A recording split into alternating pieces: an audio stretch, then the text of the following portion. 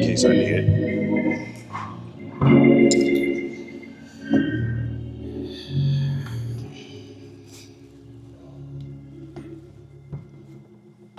Had everything scripted out on what I was going to say, how I was going to say it.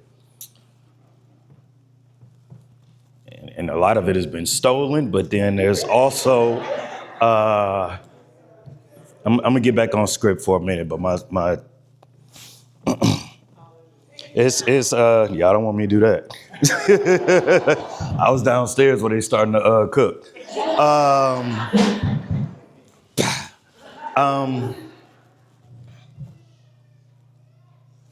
We fall down, but we get up. For a saint is just a sinner who fell down and got back up.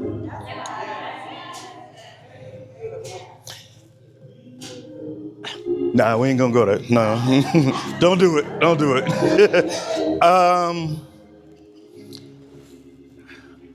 It's crazy being up here. This is I think this is the 5th speech this week, and I feel like each one was preparation for this one. Not a stranger to the church, not a stranger to my relationship with God. We talk daily. We got a good relationship, but I am not always the best steward as I should. And I have not sat in this room in admittedly an embarrassingly long period of time. So I'd be remiss. And we're going to get into some transparency. But I'd be remiss if I didn't start with that. But I'm going to ask if you would just let's close our eyes and go to the Lord in prayer for a few seconds. My Father, thank you for this opportunity. Said a few weeks ago that 25 was great and claimed that 26 would magnify, and lo and behold, you have kept your word. You know how surreal this is standing up here. You know how much I love saying, let this cup pass from me. In your infinite sense of humor, here we are. So I know you continue to walk with me. I have no confusion about that. But what I'm going to ask humbly in this space right here, Lord Jesus, remove me. Let me decrease to the point where I'm in the audience watching this play out. And then have your way. Take your increase. Just let whatever comes out of my mouth, scripted or otherwise, be edifying and pleasing to your sight. And Lord, may it just at least touch one spirit in the course of this day.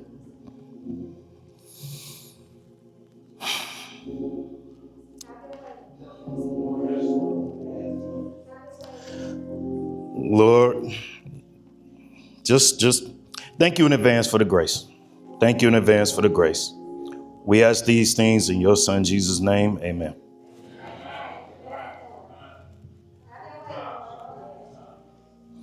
So they done ate the first page and a half already. So y'all stole, I was trying to time this. Y'all done stole like 5 minutes away. I would be remiss though if I didn't. Thank you for having me, New Direction. Thank you for having me. First Lady, I'm so sorry for your loss. I realize that the congregation all lost someone, but you lost your rib. But he's still here with you. He is still here with you. Evangelist Maria, thank you. She did invite me because she knew my wife. She forgot all about we knew each other forever ago. I keep telling people that I remember when, like I was me. I was Tony. Now I'm Carmen's husband. I'm the plus one. I used to have an identity. That's all right. That's all right. Yeah, yeah. So,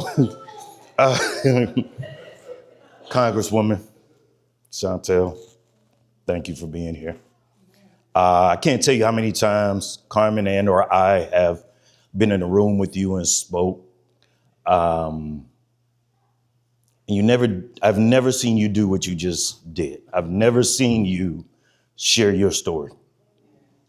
So we are so appreciative that you were here with us. I personally am.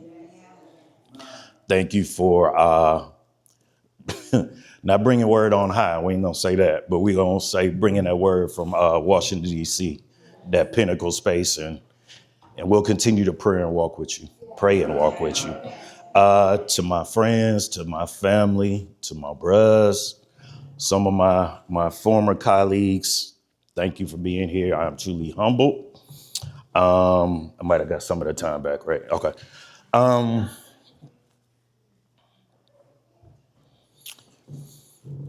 So I'm a father and a grandfather.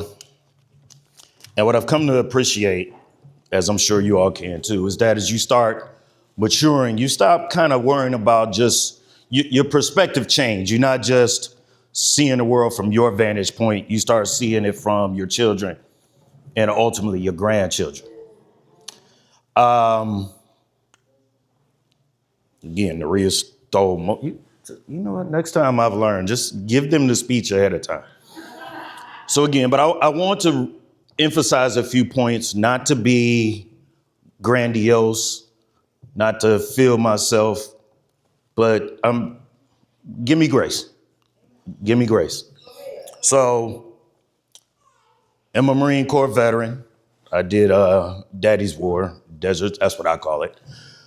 Desert Storm, Desert Hoorah, Desert Storm, Desert Shield, Endure Hope, Endure Freedom.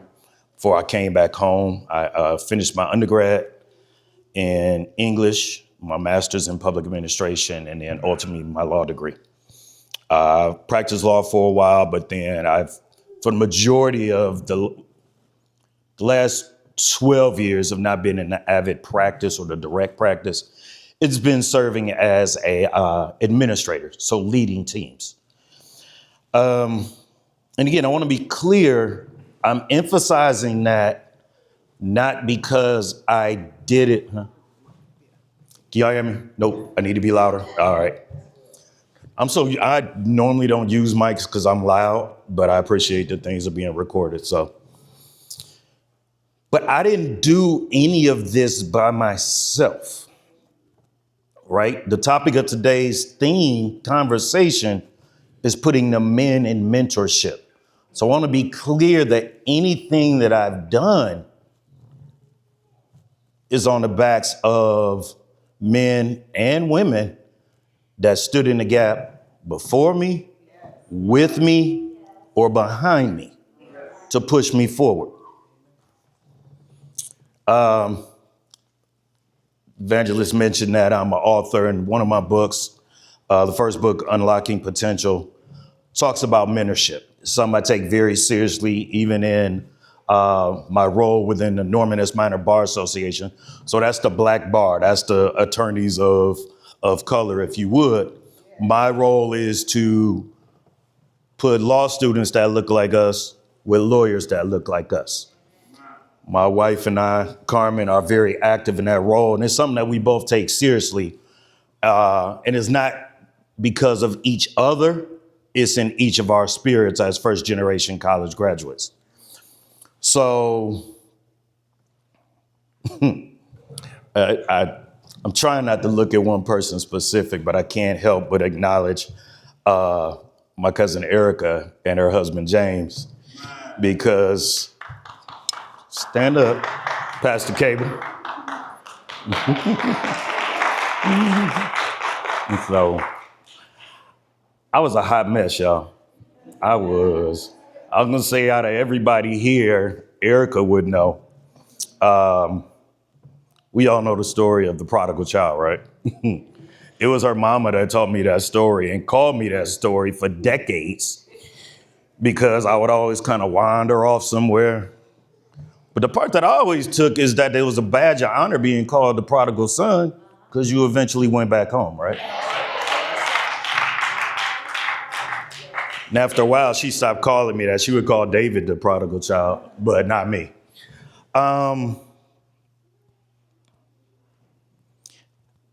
To give some perspective that I think you would appreciate and why my spiritual foundation is as strong as it is and why or how it pertains to mentoring. While in the Marine Corps, I actually had the honor of actually being baptized in the River of Jordan.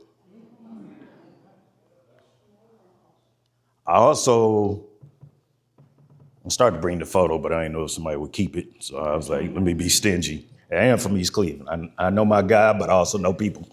I'm gonna put this one down. I'd rather do this one. This way my hands are free. Y'all know black people like to talk with our hands. Can y'all still hear me just as well in the back? Okay. So, and I'm gonna keep asking you to keep giving me grace. It's gonna make sense in a minute. So imagine this East Cleveland, first generation graduate, never got on a plane until I was 11 years old, and that was from my grandfather. So I didn't have a huge world perspective, right? I didn't understand the significance, even though I was a spiritual being, I didn't understand the significance of seeing the world. I didn't understand the significance as much as I should from being baptized in the River of Jordan. I didn't understand the significance as much as I should from literally standing where Jesus delivered the Beatitudes and fed the masses. Me, this kid from East Cleveland. That was a blessing. That was an honor to see the world so much further than where we are today.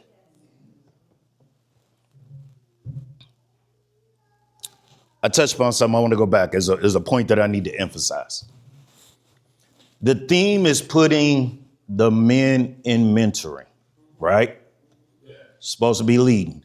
But I would be remiss if I did not point out explicitly clear that is not discounting the women. That is not discounting the women. You've been central in our lives, holding our families together, holding our communities together. This is not excluding you. I want to ask a question. I want to, just to show of hands. If you've ever heard of what's known as the Willie Lynch syndrome, raise your hands, please. Okay, thank you.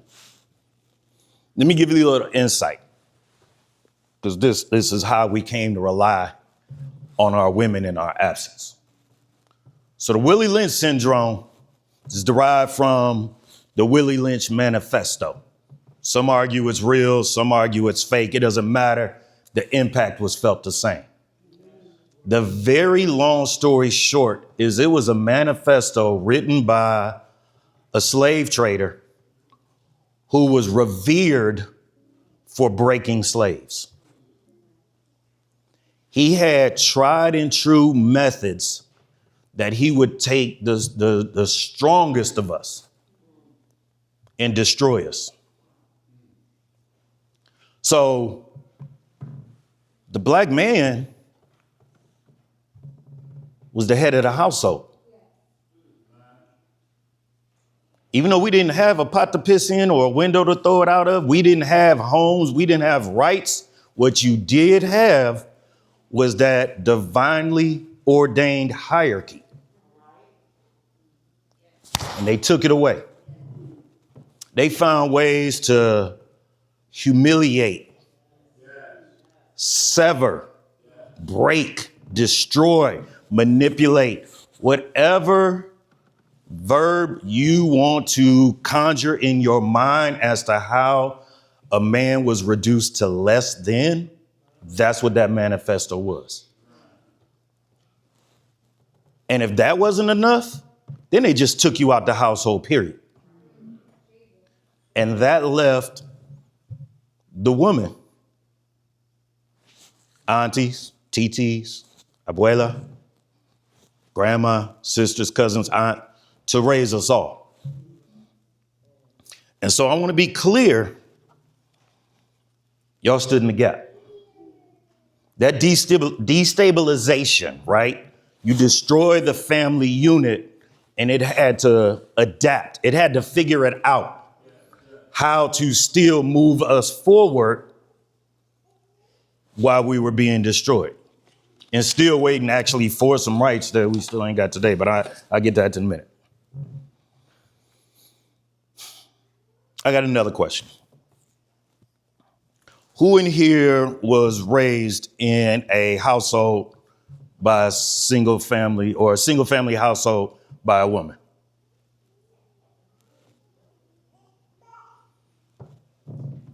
Mine is raised not just to get your attention.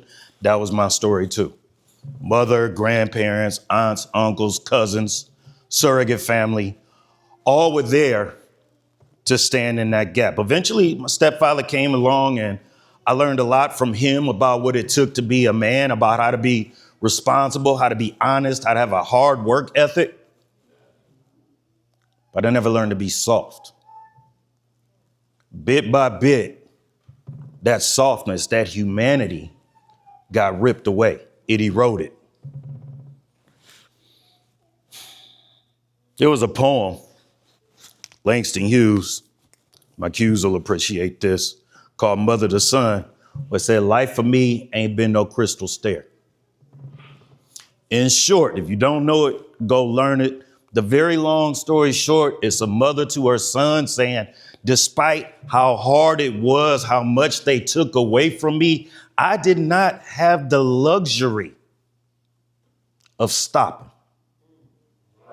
I can cry, I can fall down, but rest assured that next morning, you need to get up and handle your business. Mother to son.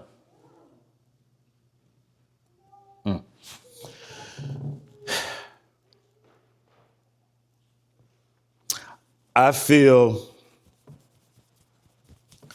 that was our experience. I'm 53 at this point. Some of y'all are hovering right around that, a few years less, a few years more.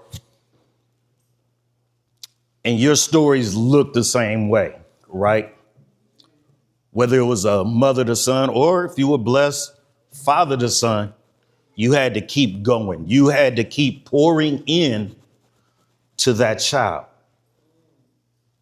You had to pour into that family, not just that child. You started taking on extended responsibilities of being mom and dad to everybody. You're showing up at the schools if you're able. You're at the PTA meetings, you're at the community meetings, which means you keep giving more and more of yourself, even to your fatigue, to your detriment. Your family may actually have lost you at points. I know my family's lost me at points. But let me offer all this darkness. I want to be clear. There'll be a good point here. But I need to set the stage just in case I'm the only one whose life was a little challenged and yours has been pristine. Just in case, I need you to appreciate the selflessness that comes from trying to be a mentor to someone, to guide someone, to lead someone, instruct, hold someone accountable. Not only takes from you and yours, but it gives to others. I feel sorry, honestly, for our babies right now. They are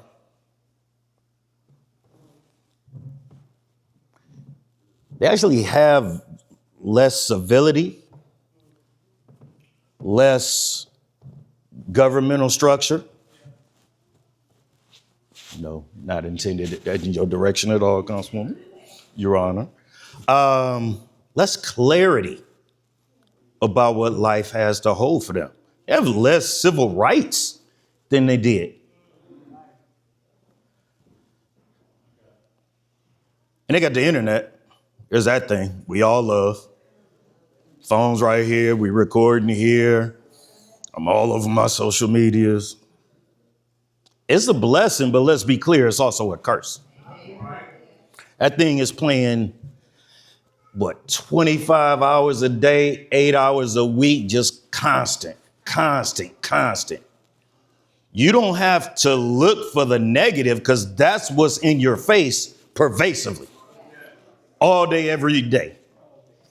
You actually got to go know how to put searches together to go find the positive stuff. I don't want to suggest that our music, our entertainment was pristine. Wasn't no fault with it. That's what happens, right? Each generation you start talking about in my day, we had to walk 50 miles to school in the snow with flip-flops uphill both ways and fight off a bear with our loose leaf notebook. So yeah, I'm starting to feel like that person now. I'm gonna keep it a buck. My favorite rappers. I just feel a little icky as I say this. I had on my Tupac hoodie as I was cleaning up notes this morning on my speech. But that's one of my favorite rappers because we know he ain't live a perfect life. Brother was in news a lot. I ain't gonna lie. But what I saw was something that I understood. He was a brilliant, intelligent artist. Was in Washington, D.C. School of the Arts was where he graduated high school. But he also had vision of sight that he saw all the negativity around him. And the higher his prominence grew, unfortunately, the more negativity he was exposed to before he was gunned down at the grand old age of 25. 25 years old, Malcolm X was still Detroit Red. He was on his way to jail. He was a criminal, drug dealer, numbers runner, was involved in some other stuff that we ain't gonna talk about here in the house of the Lord, but y'all saw the movie, y'all know what he was involved in. And at 25, Dr. King was already Dr. King. He had already completed his PhD. He was already overseeing a congregation, and he was involved at the inception of the civil rights movement. Now, I ain't say he was the cause. I ain't gonna feed you a false narrative.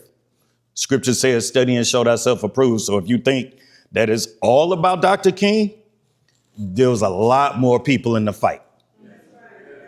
But let's be clear, those people that were in the fight with him, that's mentorship. That's guidance. That's moving us forward. He grew up in a two-family home. He had a structured, hard but fair, but he had a structured life.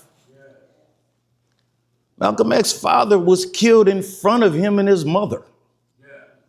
Tupac didn't know his dad. A lot of us raised our hand in this room that we were raised by primarily a strong woman and then the community. Who knows what would have happened if all of us grew up in that two-family household? Who knows if all of us would have got that mentorship from the womb? Not from the streets, not from YouTube, from the womb.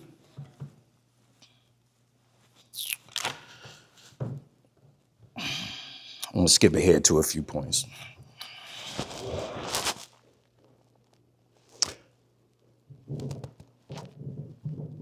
Remainder of this conversation, we're going to spend some time in introspection. We're going to ask ourselves, what should we be doing? Are we doing enough? And how do we increase? How do we do more? Because again, the sacrifice ain't over. It's not over. It's actually increased. Spiritual people, right? So it was kind of quiet, right? They ain't all feel convinced. Let me try this. All right, this thing on. We're spiritual people, right? We understand where our blessings come from, right? Blessings ain't a one-way street, y'all. It's not a one-way street.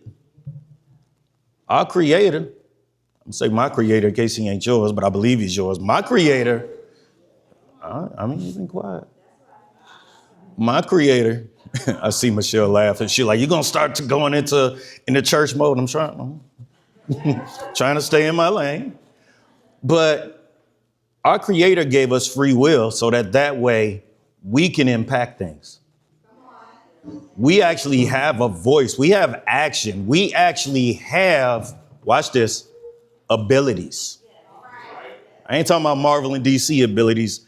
We have superhuman abilities because we know where our creator comes from. And if you understand that you have a responsibility, not just to your village, but to the adjacent villages. Just need to step up. Now, as you heard, proud member of the D9. We have mentorship initiatives. We serve on boards as mentors. Cool. That's fine. But you don't need a title before or behind your name. You don't need a laundry list of organizations on your resume to be impactful. You just need to step up, right? Right. Some of the best mentorship that I've ever gotten, and I presume this is going to be y'all's story, is that person that just snatch you aside a little bit. Like, what are you doing?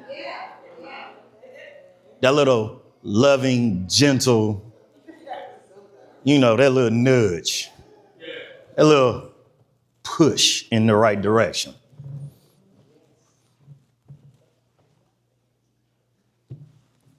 Restraint. You start feeling good about yourself. You start moving forward, doing greater things in life. You start feeling you Superman, right? Or Superwoman, Wonder Woman, Batgirl, whoever y'all preference is. But somewhere in there, you learned how to move. You understood about code switching. You understood about exhibiting restraint. You understood about not only mentorship, but networking, all these things that help you move forward a little bit more. And by God's grace, I wish that those lessons exist within all of you and you are doing great things in your life. But now that you figured it out, go show the next person. They need it. Pay it forward. Teach them the importance of mentorship. And again, I know the title, Men into Mentoring. I'm not just talking to the men. Now, to be clear, brothers, I am asking that we all continue to step up and increase. I remember it was a study, it's been about 30 years ago, when I was going into college, that women outnumbered us 9-1.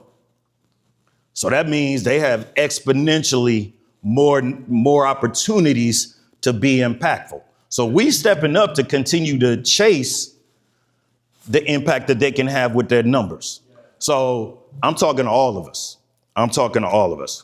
So I'm talking just to the young people for a second now.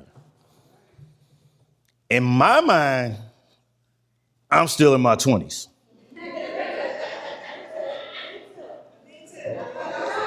I know I still look good. Y'all can't see. Like, it looks like I cut this off and put it here. Y'all don't know that it just left.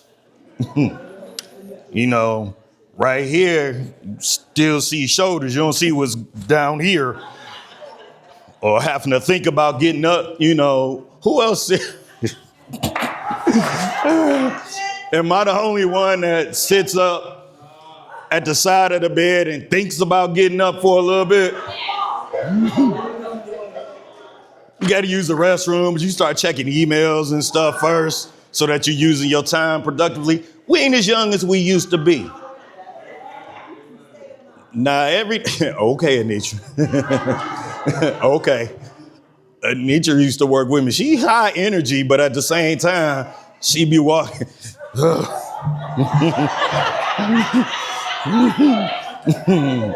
once she get going, she was gone. So we're aging, and some of the younger ones are still going to listen. They still got respect for Unc or the OGs, the aunties, Big Mama and them. But it's decreasing, right? We need the young brothers and sisters that are doing great things as entrepreneurs. We need the great brothers and sisters that are doing things as leaders in the community, that are recently graduated, maybe going on to do their masters, served in the military. Those who are taking some level of leadership mantle, y'all gotta stay on these babies. Same way we stayed on y'all. Now, I know there were some accusations of our generation doing gatekeeping the same way we accused them before. Yeah, it's real. There's some gatekeeping. Let's just move past that. It's there, it's real. Acknowledge it and correct it. Keep pouring into these babies, trying to guide them. And let me throw a thought out there. In case it ain't explicitly clear, I want to make it plain English. I'm not talking to you from any of my degrees, positions, accomplishments. I'm talking to you just as a black man. So you don't need any of those things to touch somebody's life, to be impactful. Again, Tupac had a saying, I may not change the world, but I guarantee you, I've already touched the life of the one that will. Walk with that. Walk with that. I stole it from him. You can have it, bro. Pour it back into the universe. But walk with that, right? You have a responsibility to look at who is that young brother or that young sister next to you. What are they lacking? What do you see in them that reminds you of who you once were, and by God's grace, you are not no more? And give them what was given to you. And guess what? If it was not given to you, okay, because if you are in a place where you can look at them and realize that something is lacking, you picked it up somewhere. So it's your responsibility to give it back to them. Tell them, I've been where you are. You ain't got to figure this out alone, bro. Sis, niece, poo, whatever the terms are. And you don't have to wait until you got it all figured out. No such thing as perfection. Not in this building. I'm sorry. Not in this building. So don't wait till you get it all figured out to give it to someone else. Because you don't know what you already figured out that they lack and they need. And every now and then, by God's grace, there is that perfect storm where not only can you give it to them, but they actually know that they need it. So they're open. They're receptive.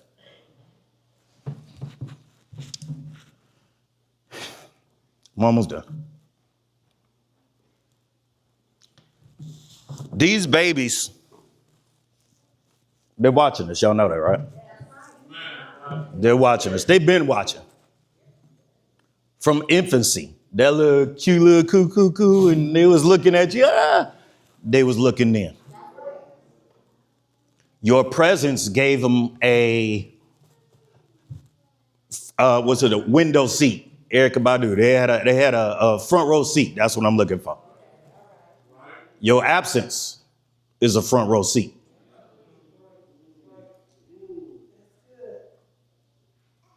I made that up. Thank you. So, call to action. Call to action. As I asked our Lord, if I say anything today that can be impactful to someone, let them take it with them. Now is the time. Actually, the time is already here. Let me be clear. We don't say now. If you didn't realize it, now is the time.